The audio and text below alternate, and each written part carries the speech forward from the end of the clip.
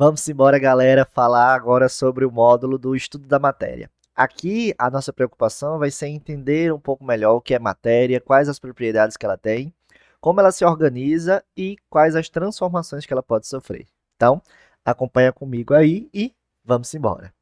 Pessoal, primeira coisa que a gente tem que pensar é, no módulo passado, a gente falou sobre o fato de a matéria ser feita por átomos, mas a gente tem que se perguntar, às vezes, um pouco o que é matéria.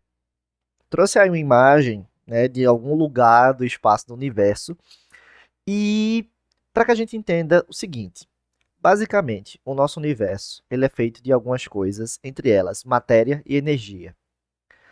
Esses dois conceitos, quando a gente fala de uma física quântica, eles estão intimamente ligados, mas a nível básico, a gente vai dizer que matéria e energia são dois conceitos muito opostos.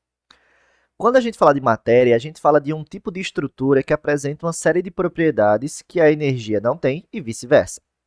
Dentro da química, o nosso objetivo então é estudar a matéria. Basicamente, o que a gente vai usar para diferenciar então matéria e energia são essas propriedades que eu falei para vocês, tá? Então, vê só. A gente tem dois tipos de propriedades para as matérias: as propriedades gerais e as propriedades específicas. Sempre que a gente falar de propriedade geral, eu estou me referindo àquele tipo de propriedade que vai servir, então, para você diferenciar o que é matéria do que é energia. Então, você vai pensar o seguinte: estou analisando um dado objeto. Não sei o que ele é. Se ele apresentar essas propriedades aqui, é matéria. Se ele não apresentar, é porque é energia, tá? Então, vê lá. Quais são as propriedades da matéria? A gente tem massa, né?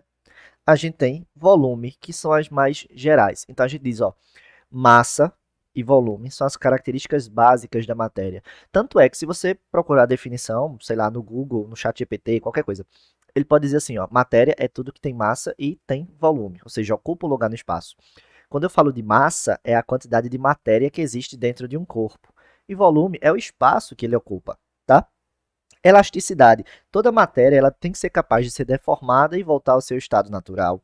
Toda matéria ela tem que ser impenetrável. Você já ouviu falar da frase, principalmente quando seu professor estava dando uma aula, você e seu colega estavam sentados na mesma cadeira, e ele disse o seguinte: dois corpos não ocupam o mesmo lugar no espaço. Por quê? Porque a matéria é impenetrável. A partir do momento que um dado conjunto de átomos, né, que formam a matéria, estão ocupando aquele espaço, não tem como outro conjunto de átomos ocupar esse mesmo espaço também, tá?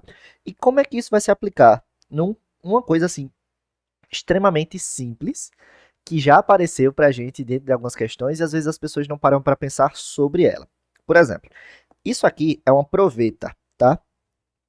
Essa proveta ela está preenchida com 25 centímetros cúbicos de água, ou 25 ml. Aí, alguém foi lá e acrescentou uma pedra dentro dessa proveta. E no momento que ele fez isso, observou que a medida de volume agora foi para 31,5 centímetros cúbicos. Esse aumento de volume não é porque você criou água que não existia, mas é o seguinte: a diferença de volume do que você tinha antes para o que você tem depois, ele equivale justamente ao volume daquela pedra que você adicionou. Isso a gente consegue fazer então para identificar qual é o volume que um objeto tem.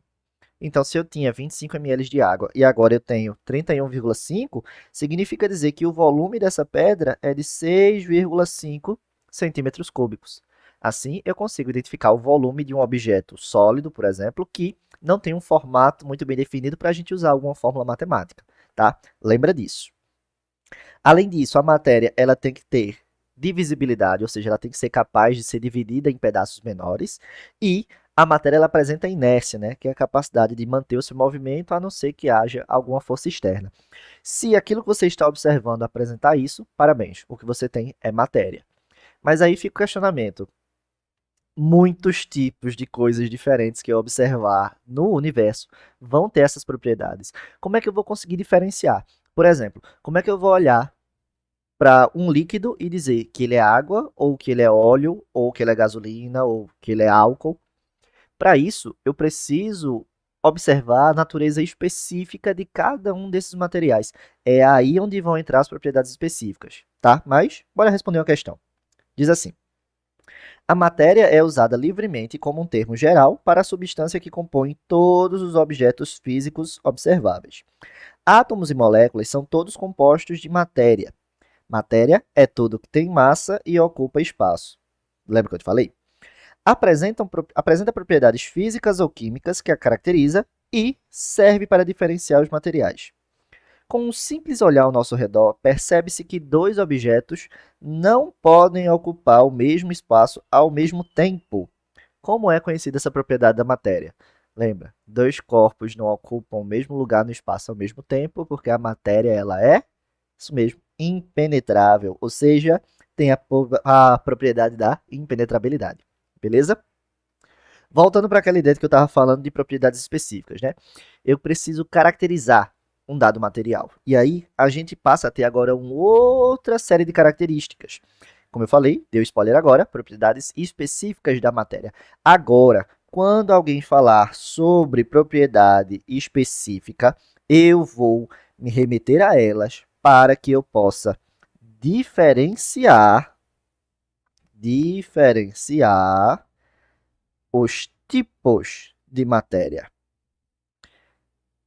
Lembra, para eu saber que um material é água e outro é álcool. Eu posso cheirar, eu posso beber, não é muito legal, mas eu posso.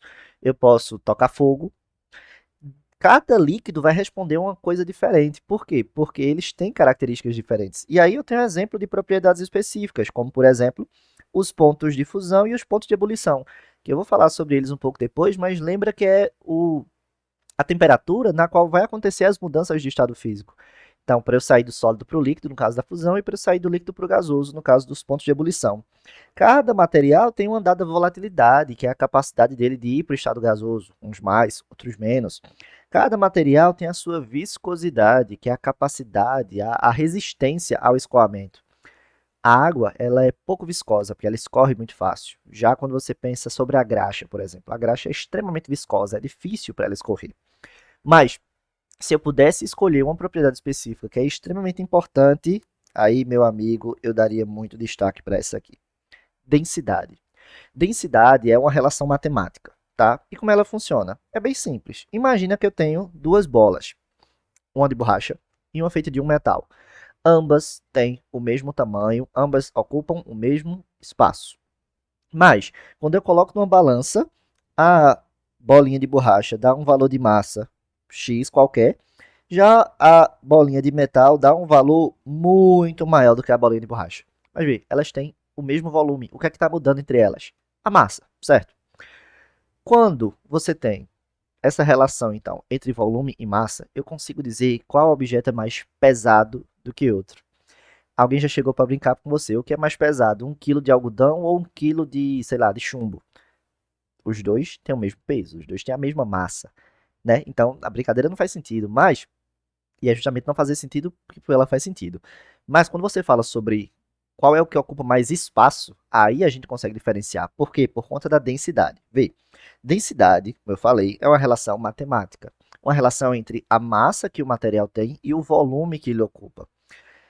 Não existem unidades muito específicas sempre assim para serem utilizadas, mas de forma geral, a gente usa a massa em gramas e a gente usa o volume em centímetros cúbicos ou em ml, né, em mililitros. Quando você mede a densidade de material, então, você vai saber quanto de massa está presente em um dado volume. Exemplos. Estou aqui, ó. Nessa figurinha eu coloquei para vocês a densidade de alguns materiais, como a água, o aço, o etanol, o ouro, madeira. Vê, quando eu falo sobre a água, eu tenho que a densidade da água é 1,0 gramas por centímetro cúbico. Quando eu ler isso, o que é que eu tenho que entender? É muito simples. Você tem que entender que quando você pegar 1 grama de água, isso vai ocupar um volume de 1 centímetro cúbico.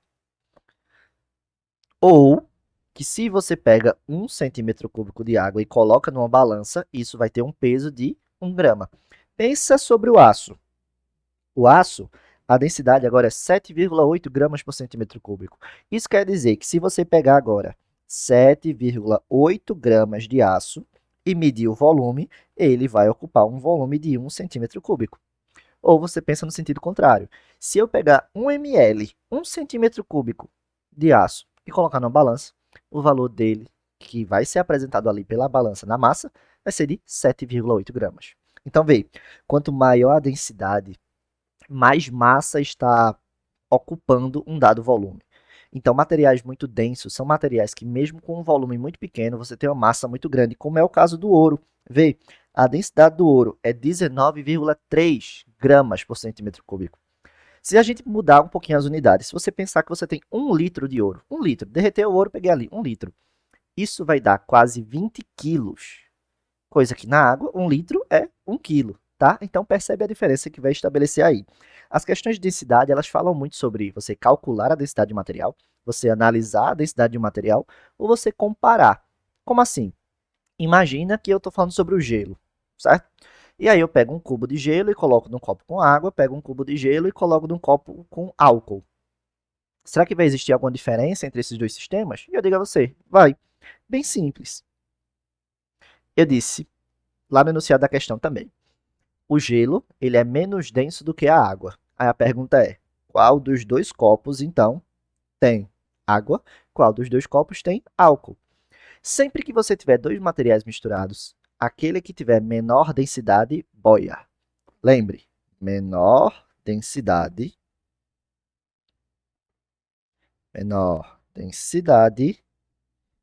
boia. Portanto, se eu digo que o gelo tem menor densidade do que a água, eu posso dizer que esse líquido A é a água. Por quê? Porque se o gelo tem densidade menor, ele boia. Já o gelo, ele tem densidade maior do que o álcool. Se ele tem densidade maior do que o álcool, ele afunda. Então, eu posso dizer que o líquido B é o álcool. Vê, eu usei uma propriedade específica para diferenciar esses dois materiais. Por isso que elas são importantes. Porque nem sempre no laboratório você vai poder cheirar alguma coisa, você vai poder beber ou comer alguma coisa. Logo, a gente utiliza propriedades que podem ser quantificadas, né? Que assim, eu posso dizer um valor para ela e a partir disso eu consigo identificar qual é o material que está realmente presente ali, qual é o material que eu estou manipulando, tá? Então, pense nessas propriedades específicas e principalmente pense na densidade, beleza? Bora fazer uma questãozinha dela. Diz assim, para a preparação de um bolo, um confeiteiro precisava utilizar 0,200 litros de óleo de cozinha. Como o confeiteiro não dispunha de recipiente adequado para medir volumes, ele utilizou uma balança de cozinha para determinar a massa de óleo correspondente a esse volume. Lembre, ele quer um volume de 0,200 litros. Sabendo que o óleo de cozinha tem densidade igual a 0,86 gramas por ml, a massa de óleo medida pelo confeiteiro foi igual a quanto? Vê que as unidades de massa estão em grama, tá? O que é que a gente vai pensar? Ele está falando de densidade, então eu vou pensar, densidade é uma relação entre a massa de alguma coisa e o volume que ele ocupa. A questão me forneceu qual era a densidade do óleo, então eu sei essa informação aqui. A questão me forneceu qual era o volume de óleo, então eu sei qual é essa informação aqui. Logo, só resta para mim descobrir qual é a massa. Eu só preciso ficar atento às unidades, para garantir que as unidades sejam as mesmas. Vê que a densidade está em grama por ml, enquanto que o volume que ele me forneceu está em litro. Então, ó, eu vou precisar converter. 0,200 litros é a mesma coisa que 200 ml, porque lembra, para passar de litro para ml é só multiplicar por 1000. Então, eu vou substituir os dados e como as unidades agora estão coerentes, eu sei que o resultado vai sair em gramas, tá? Vê, a densidade é 0,86 gramas por ml, tá ali. A massa de óleo é o que eu quero descobrir. Eu vou chamar de X, tá? E o volume do óleo eu sei que é de 200 ml. Pensando aqui, né, no nosso amiguinho meio pelos extremos, eu posso pensar então que o valor da massa, que é um X qualquer, vai ser 200 vezes 0,86. Logo, a massa de óleo que eu vou precisar é de 172 gramas. Poxa, Micael, como assim? É simples. Quando ele pegar uma balança, começar a colocar óleo ali, quando o valor da massa bater 172 gramas, é porque estão presentes naquela amostra 200 ml de óleo. E aí, o nosso amiguinho aqui vai conseguir preparar o bolo sem dispor de um material que meça o volume de fato, tá? Por isso, gabarito letra C, beleza? Bora continuar. Quando a matéria, você agora sabe identificar ela, você sabe do que ela é feita, você sabe as propriedades, ela se apresenta para você de alguma forma. E essa apresentação depende da organização que os materiais têm. Os átomos que formam ali aquela matéria, como é que eles estão? Estão mais próximos, estão mais afastados, enfim. Isso vai garantir a existência dos estados físicos. Existem muitos, mas a gente trabalha com 3, que são os principais: sólido, líquido e gasoso. Eu sei que você vê isso desde o 6º ano, mas é importante que a gente consiga diferenciar eles quimicamente, tá? Quando você pensa sobre o estado sólido, o que é que você tem que garantir que esteja muito firme na sua cabeça? Que quando os materiais estão no estado sólido, existe uma baixa movimentação. As partículas que formam aquele material, elas estão praticamente paradas no seu próprio lugarzinho ali. Elas têm uma certa vibraçãozinha, mas elas não conseguem se mexer muito uma em relação à outra. Isso faz com que as partículas no estado sólido, elas estejam muito atraídas umas pelas outras. Então aqui você tem uma alta força de atração, que lá na frente a gente para pensar que força é essa. Então, lembre, baixa movimentação devido a uma alta força de atração. E o que é que isso vai gerar? A partir do momento que as partículas estão muito paradas, elas estão ali muito atraídas umas pelas outras, a energia cinética das partículas no estado sólido é muito baixa, tá? Então lembre, energia muito baixa. E, juntando esses fatores, a gente tem as principais características que vão fazer com que o material seja classificado como sólido. Por quê? Todo material sólido tem forma e volume definidos. O que quer dizer isso? Quer dizer que se você mudar um material sólido de lugar, ele não vai perder o formato. Se eu pegar essa caneta e eu colocar ela em outro cômodo, ela vai perder o formato dela? Não. Ela vai aumentar ou diminuir de tamanho? Não. Por quê? Porque é um sólido. Sólido mantém a forma e mantém o volume, independentemente de onde ela estiver colocado. Tá? Agora, a partir do momento que você começa a fornecer energia para essas partículas, elas vão começar a se movimentar mais. Se elas começam a se movimentar, a força de atração que existia ali para mantê-las unidas já vai começar a diminuir. Isso vai fazer com que as partículas comecem a se separar uma das outras. É onde a gente entra aí no estado líquido. Então, no estado líquido, você tem uma movimentação ali média, eu não vou dizer muito alta não, mas tem uma movimentação média e, consequentemente, uma força de atração média também, porque as partículas não querem ficar completamente próximas e atraídas umas pelas outras, mas elas não estão isoladas, tá? Então, movimentação média e força de atração média também. A energia, lembra, é mais alta do que os materiais no estado sólido, então elas já conseguem ali se mexer um pouquinho umas em relação às outras. Isso dá outras características para o líquido. O fato dessas moléculas conseguirem se separar um pouco umas das outras faz com que todo o material que esteja no estado líquido tenha forma variável. Porém, volume definido. Como assim, Micael? Pega uma garrafa cilíndrica que tenha 500 ml de água. Dentro da garrafa, você tem um volume de 500 ml de água e essa água está assumindo um formato cilíndrico. Se você pegar toda essa quantidade de água e colocar numa garrafa quadrada, a água vai continuar tendo 500 ml, porque o volume é definido, mas agora o líquido vai assumir um formato quadrado. Por quê? Porque a forma é variável. Então, um líquido adapta a forma dele ao recipiente onde ele está, certo? Por conta dessa separação que as moléculas ali já vão ter. Mas, a partir do momento que você fornece ainda mais energia para os materiais, as partículas começam a se separar de fato. E aí, o que é que vai acontecer? você vai ter uma movimentação gigantesca. Então, a gente passa a ter agora as partículas no estado gasoso. Alta movimentação e baixíssima, praticamente inexistente força de atração. Agora, cada partícula é individual. Uma não quer saber da outra, não quer saber de ficar perto, não quer saber de ficar ali juntinho, não quer saber de nada. Cada uma tem a sua vida de forma individual. E essa quantidade de energia muito alta faz com que as partículas gasosas estejam se movimentando o tempo todo em velocidades altíssimas. Então, toda estrutura no estado gasoso, ela tem uma alta energia cinética, tá? Por conta desse movimento. E aí, como as partículas estão muito separadas, como as partículas querem se movimentar o tempo todo, a gente tem características que são muito próprias do estado gasoso. Todo material no estado gasoso tem forma e volume variáveis. Ou seja, não importa qual é a quantidade de gás, ele sempre vai se adaptar completamente ao ambiente onde ele está.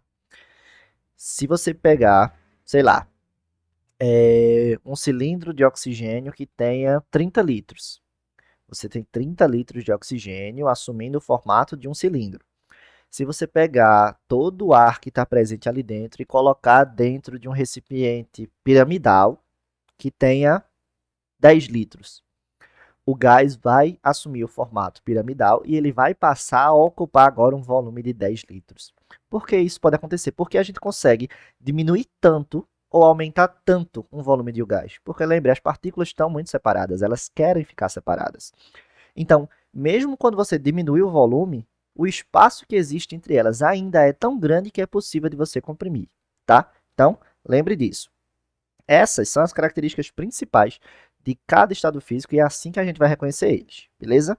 Bora responder uma questãozinha que diz assim: quando uma amostra de um material na fase de vapor é resfriada, ela condensa em um líquido. Então, estava lá vapor, condensou, resfriou, porque você resfriou, né? Virou líquido. Se compararmos o que ocorre com as moléculas originalmente na amostra de gás com as moléculas na amostra do líquido, podemos afirmar que as moléculas na amostra no estado de vapor, elas são o quê?